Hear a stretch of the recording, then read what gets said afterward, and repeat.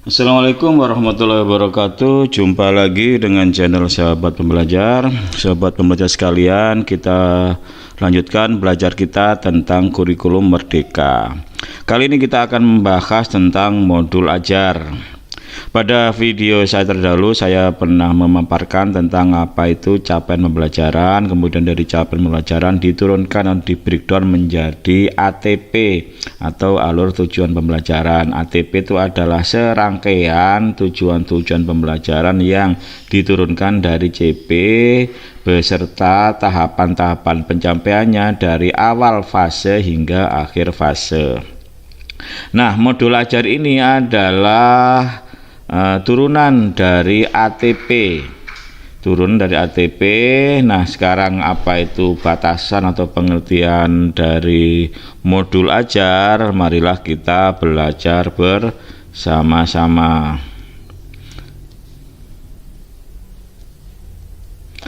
Apa yang dimaksud dengan modul ajar? Nah, saya bacakan ya. Modul ajar merupakan salah satu perangkat ajar yang digunakan untuk merencanakan pembelajaran. Modul ajar sama seperti RPP. Kata kuncinya adalah sama seperti RPP. Jadi sebenarnya adalah modul ajar itu sama dengan RPP. Namun modul ajar memiliki komponen yang lebih lengkap. Nah, nanti lebih lengkap seperti apa nanti saya jelaskan di paparan di slide berikutnya.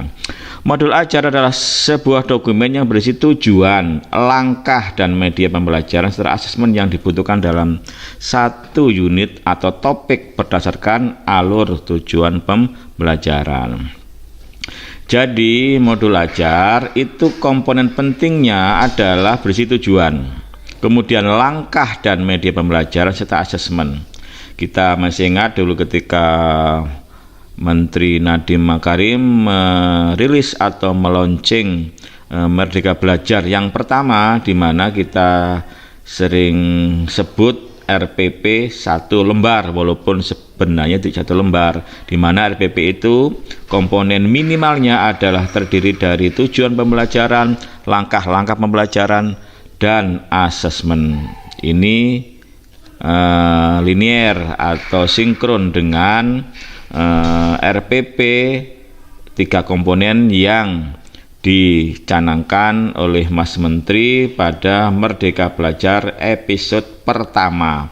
Jadi sebenarnya modul ajar itu RPP, di mana komponennya itu minimal mengandung 3 unsur atau 3 komponen ya, yaitu tujuan, langkah-langkah pembelajaran, dan media dan asesmen pembelajaran. Nah, kata kunci yang terakhir, pendidik memiliki keleluasaan untuk membuat sendiri, memilih dan memodifikasi modul ajar yang tersedia sesuai dengan konteks, kebutuhan, dan karakteristik peserta didik.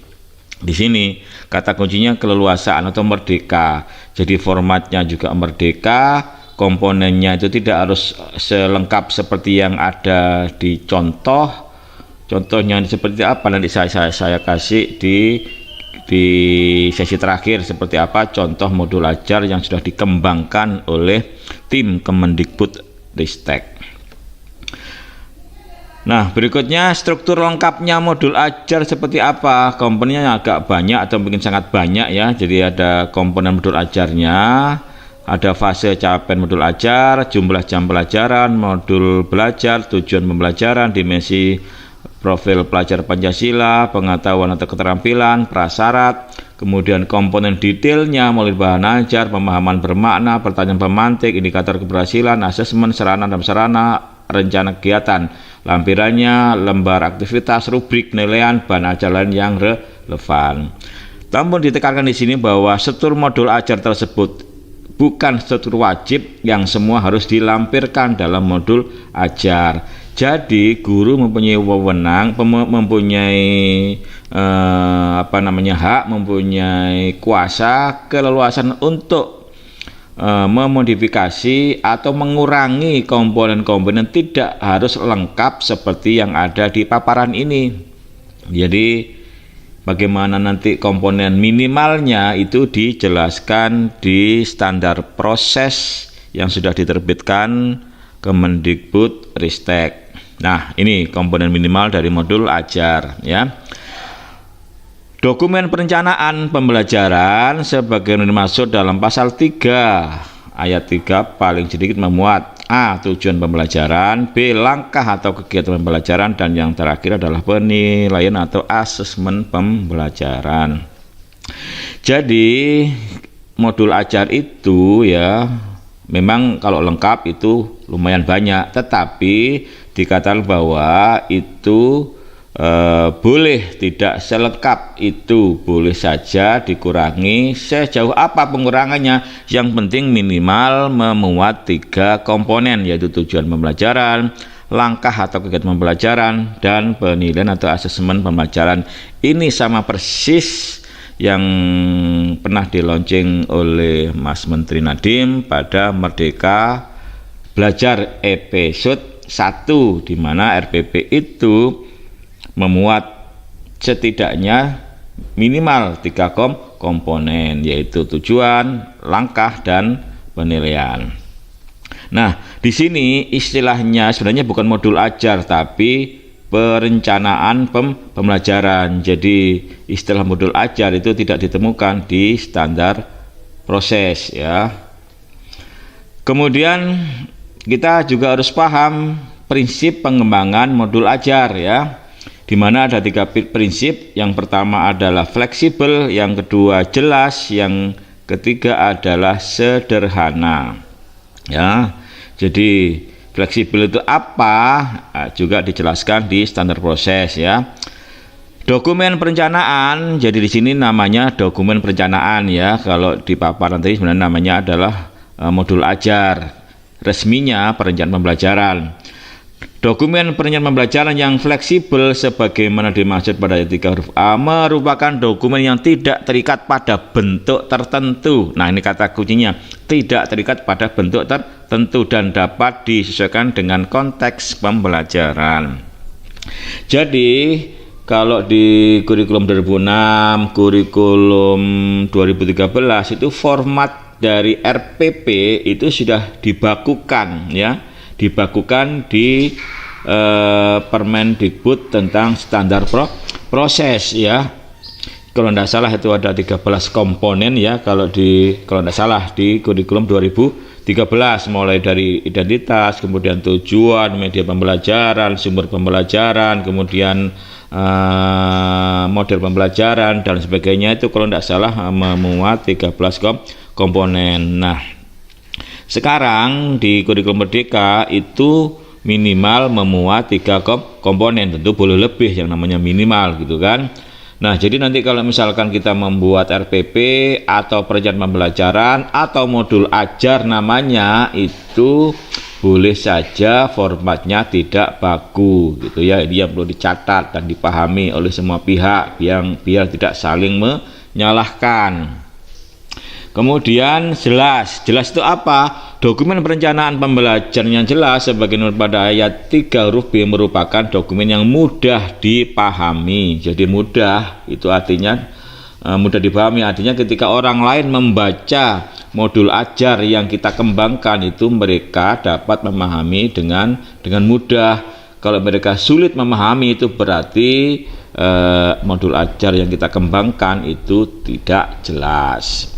Oke, sederhana sekarang. Sederhana artinya dokumen perencanaan pembelajaran yang sederhana sebagaimana dimaksud pada ayat 3 huruf C merupakan dokumen yang berisi hal pokok dan penting sebagai acuan pelaksanaan pembelajaran. Ini kata kuncinya sederhana adalah hal penting, jadi tidak perlu melebar kemana-mana ya.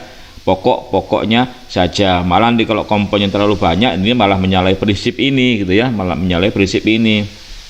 Maka dikatakan sederhana itu pokok-pokoknya saja. Seperti apa pokok-pokoknya tadi itu? Ya minimal tadi memuat 3 komponen.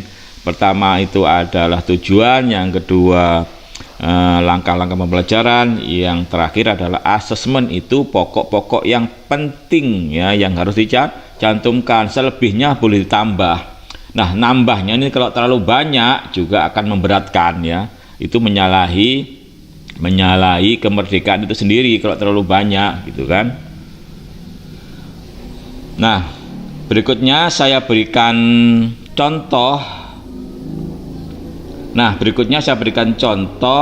modul ajar yang sudah dikembangkan oleh tim Kemendikbud Ristek, termasuk saya juga ikut mengembangkan waktu itu. Ini adalah contoh modul ajar yang pernah saya kembangkan ya. Kalau kita lihat memang ini komponennya cukup banyak ya.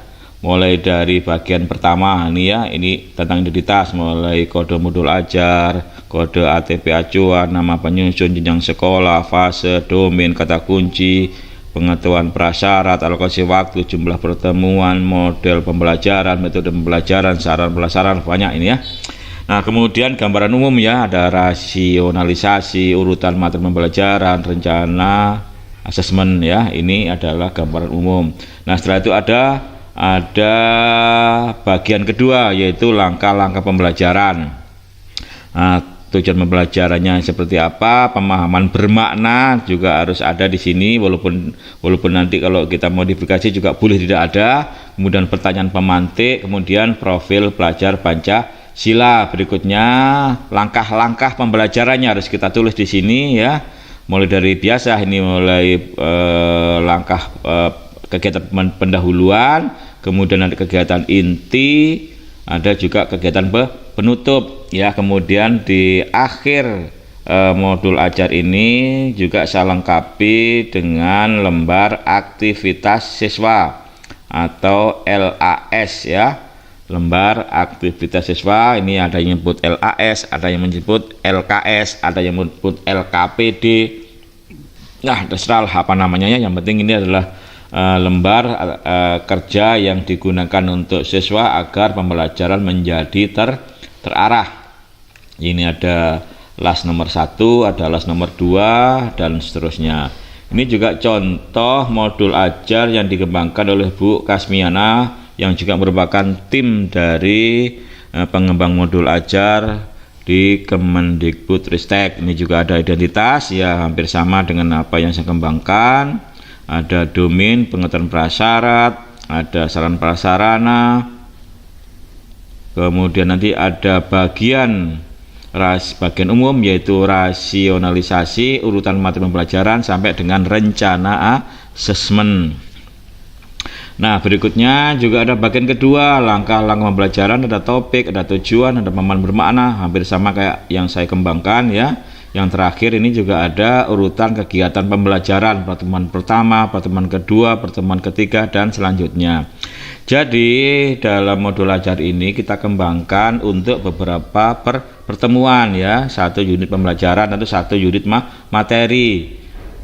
Bisa enggak satu pertemuan saja? Ya boleh, 1 pertemuan boleh, 2 pertemuan boleh, 3 pertemuan boleh, 1 unit pembelajaran juga boleh, fleksibel ya, fleksibel. Nah, ini juga nanti ditutup dengan lembar aktivitas siswa atau lembar kerja peserta didik. Kita lihat seperti apa LKS-nya atau LAS-nya atau LKPD-nya ya. Ini adalah LKPD ya. Nah, ini contoh produk ini ya, contoh produk. Nah, ini lembar kerja peserta didik. Nah, selanjutnya nanti contoh-contoh ini nanti akan saya berikan lengkap untuk di-download, lengkap dalam arti semua mata pelajaran dan semua jenjang mulai dari PAUD, SD sampai dengan SMA, SMK, termasuk nanti pendidikan khusus, lengkap semua jenjang dan lengkap semua mata pelajaran.